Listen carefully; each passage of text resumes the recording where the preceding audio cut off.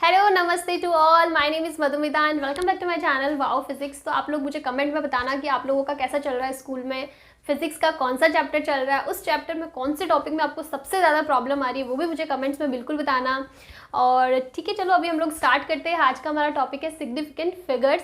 अगर मैं step by step बात करूँ तो सबसे पहले हमने पढ़ा है कि जो मेजरमेंट होती है उसकी यूनिट्स क्या है यूनिट 1 के अंदर। फिर उसके बाद में हमने पढ़ा है कि ठीक है यूनिट्स हमको पता है, उसके बाद में मेजरमेंट की कौन कौन सी टेक्निक्स है, कौन कौन से मेथड्स है। उसके बाद में हमने पढ़ा एरर एनालिसिस, जिसके अंदर हम ये पता करा है कि अगर कुछ एरर आती है तो उसको कैसे डिटेक्ट करना है, कैसे पता करना है कि वो एरर कितनी है, उसके अकॉर्डिंग हम उसको सॉल्व करेंगे। उसके बाद में हमने परसेंटेज एरर देखा है, और परसेंटेज एरर के अंदर मैंने कुछ क्वेश्चंस भी करवाए जो पिछले ईयर्स के काफ़ी इंपॉर्टेंट क्वेश्चन है। तो अगर आपने वो वीडियो नहीं देखा है तो प्लीज़ जाके चेक करना। ठीक है, तो स्टार्ट करते हैं आज का हमारा topic which is significant digits. तो इस टॉपिक के अंदर क्या चीज़ है वो हम लोग बाद में डिस्कस करेंगे। सबसे पहले हम हमारे टाइटल की बात करें कि कैसे हम कहेंगे कि क्या सिग्निफिकेंट डिजिट्स है और कौन से नहीं है। तो इसकी अगर हम लोग डेफिनेशन की बात करें तो significant digits are sum of reliable digits and one doubtful और uncertain digit। ठीक है, डेफिनेशन तो हो गई, लेकिन इसका मतलब क्या है? इसका मतलब हम लोग एक एग्जांपल लेके देखते हैं कि for example we have a number 1.738। ठीक है, ये नंबर हो गया। अब इस नंबर के अंदर कौन से रिलायबल डिजिट्स है और कौन से डाउटफुल डिजिट है, और हमने उसको रिलायबल क्यों कहा और जो एक है उसको हमने डाउटफुल क्यों कहा। फॉर एग्जांपल हमारा जो आंसर होगा ना वो होगा 834 कुछ होगा, लेकिन हम उसको राउंड ऑफ करके हमने लिख दिया 1.738। इसका मतलब जो ये 8 है ना वो चेंज हो सकता है, वो +-1 हो सकता है, थोड़ी बहुत एरर हो सकती है रिजल्ट के अंदर। तो इसलिए ये वाला जो है ना वो हमारा डाउटफुल और अनसर्टेन डिजिट होगा, बिकॉज इसमें चेंजेस पॉसिबल है।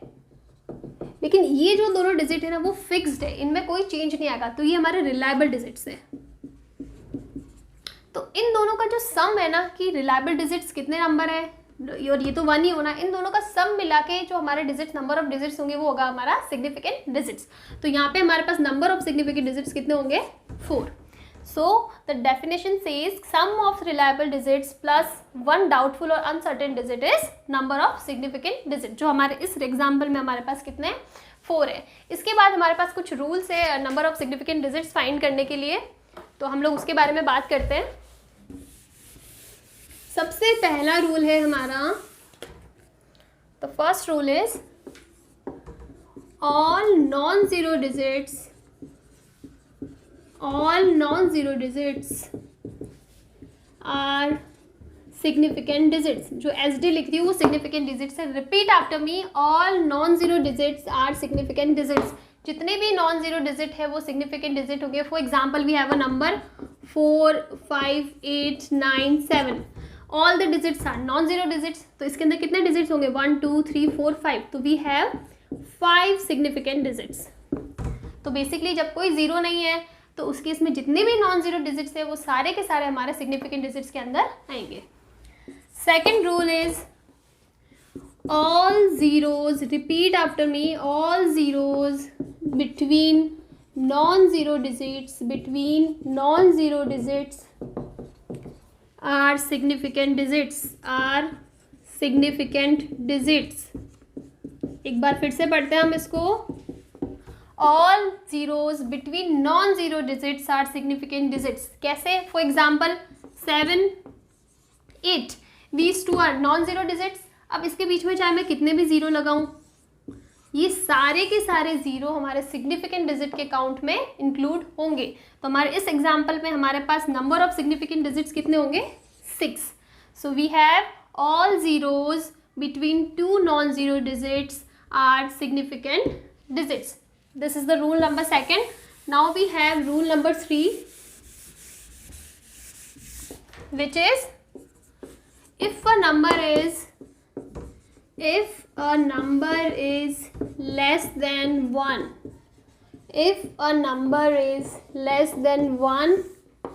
then zeros after the decimal point, zeros after the decimal point and before the first non-zero digit, before the first non-zero digit is insignificant,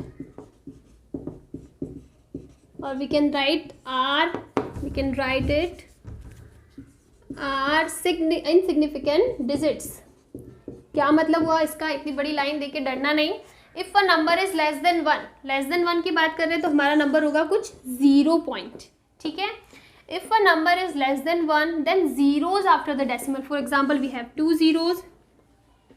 zeros after the decimal point and before the first non-zero digit. तो ये हमारा non zero digit हो गया. तो हमारा example है कि अगर कोई नंबर 1 से छोटा है, उसके बाद में जो डेसिमल के बाद जितने भी जीरो होंगे और जो फर्स्ट नॉन जीरो डिजिट है ना उससे पहले आ रहे हैं, तो वो इनसिग्निफिकेंट डिजिट है, वो हमारे सिग्निफिकेंट डिजिट्स के अंदर काउंट नहीं होंगे. तो हमारे इस केस में ये जीरो काउंट होगा नहीं, ये दोनों जीरो काउंट होंगे नहीं, तो सिर्फ ये दो काउंट होंगे. तो वी हैव 2 सिग्निफिकेंट डिजिट्स. ठीक है. Rule number 4 is all trailing zeros or ending zeros are insignificant. ये तो बहुत ही ईजी है कि for example we have a number 43500. तो इसके अंदर जितने भी ये एंडिंग जीरो है ना वो हमारे सिग्निफिकेंट डिजिट के अंदर काउंट नहीं होंगे. तो हमारे इस एग्जाम्पल के अंदर हमारे पास नंबर ऑफ सिग्निफिकेंट डिजिट्स कितने हुए, 3. Now the fifth and last rule is all ending zeros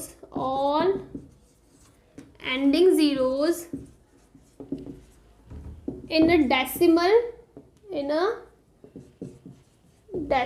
digit, all ending zero in a decimal digit are significant digits. ठीक है भाई. यहाँ पे तो हमने बात करी थी कि एंडिंग जीरो सिग्निफिकेंट नहीं होंगे और यहाँ हम बोल रहे हैं एंडिंग जीरो सिग्निफिकेंट होंगे. लेकिन आप देखो मैं एक डेसिमल नंबर की बात कर रही हूँ. डेसिमल नंबर के अंदर यहाँ पे हम इसको डेसिमल नंबर लिख देते हैं.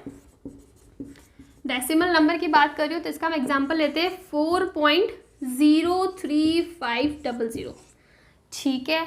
तो इस केस में आप ये देखो कि यहाँ पे ये जो पीछे वाले 2 जीरो है ना वो हमारे सिग्निफिकेंट डिजिट के अंदर काउंट होंगे.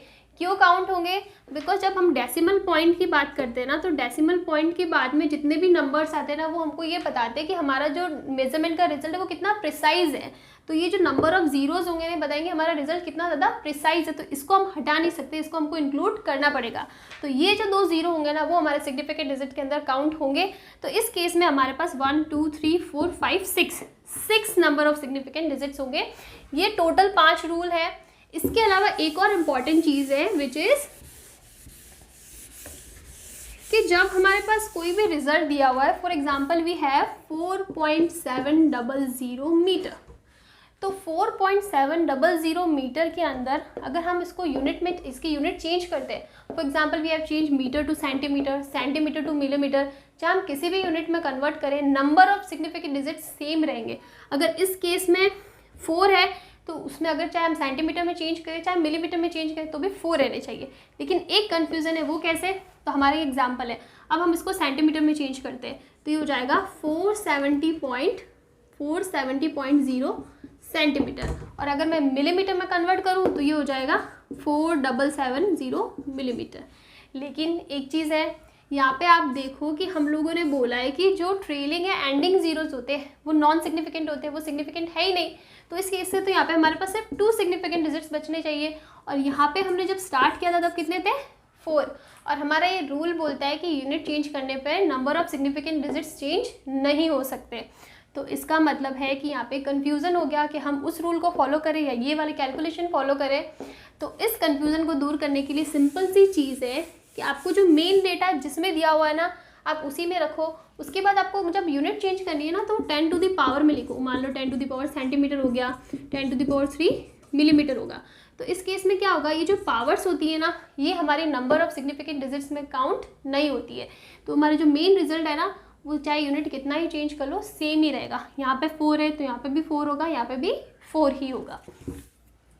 ठीक है, अभी हम लोग जो हमने 5 रूल्स पढ़े उनको बहुत अच्छे से रिवाइज करने के लिए हम कुछ एग्जाम्पल्स ले लेते हैं।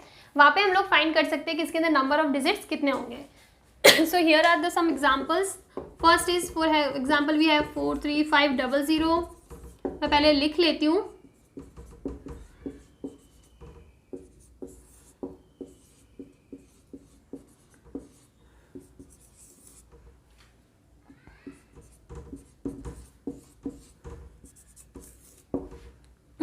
कितने हो गए, 4 हो गए and 00 and last one is,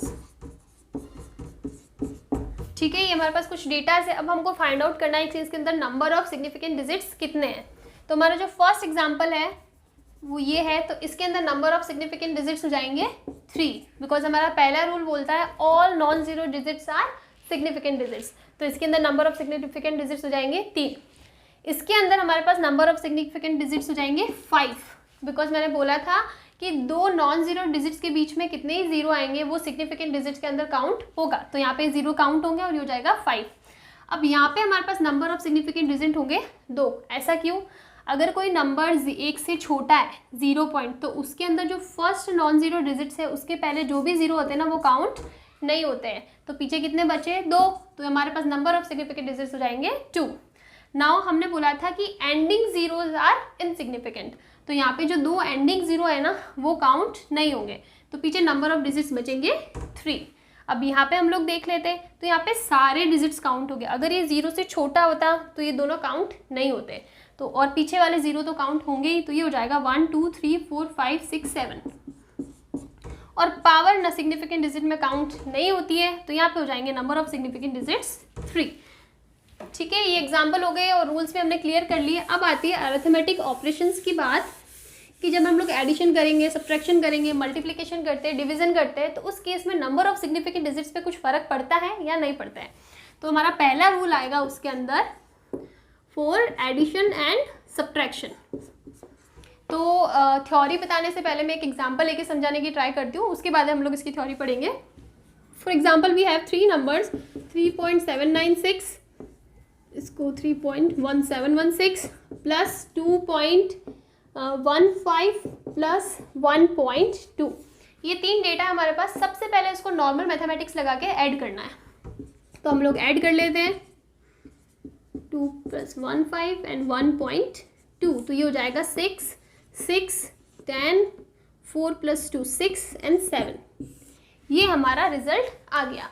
अब हमको ये देखना है कि हमारे जो इनपुट डेटाज है ना उसके अंदर ऐसा कौन सा नंबर है जिसके अंदर डेसिमल के बाद सबसे कम डिजिट है। अब चेक करो, इसके अंदर डेसिमल के बाद 3 डिजिट है, इसमें 2 और इसमें 1 है। तो ये वाला जो है ना इसके अंदर डेसिमल के बाद सबसे कम डिजिट है, तो हमको यही चेक करना है। अब चेक करना है कितना है, तो उसमें डेसिमल के बाद 1 है, तो हमारा जो रिजल्ट होगा ना उसमें भी डेसिमल के बाद सिर्फ 1 डिजिट होगा। ठीक है, तो इस टाइप से हमारे number of significant digits change हो जाएंगे जब हम लोग एडिशन या सब्ट्रैक्शन की बात करेंगे। यहाँ पे हमको ये चेक करना है कि कौन से वाले इनपुट डेटा के अंदर डेसिमल के बाद सबसे कम डिजिट है, वही रूल हमको अप्लाई करना हमारे रिजल्ट के अंदर। Now the second rule is for multiplication and division. तो इसके अंदर हमको क्या करना, हम लोग एक एग्जाम्पल ले लेते हैं। For example we have 4.897 divided by 2.51, तो इसका रिजल्ट मैं ले लेती हूँ ऑलमोस्ट कुछ 1.6976।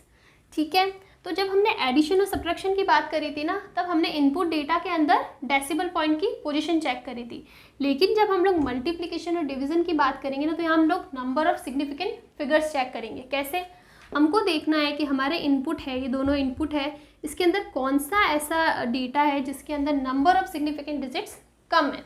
तो इसमें तो 4 है नंबर ऑफ सिग्निफिकेंट डिजिट्स, और इसमें कितने 3 है। तो मतलब ये वाला जो डेटा है वो हमको रखना है हमारे पास कि इसमें नंबर ऑफ सिग्निफिकेंट डिजिट्स कम है।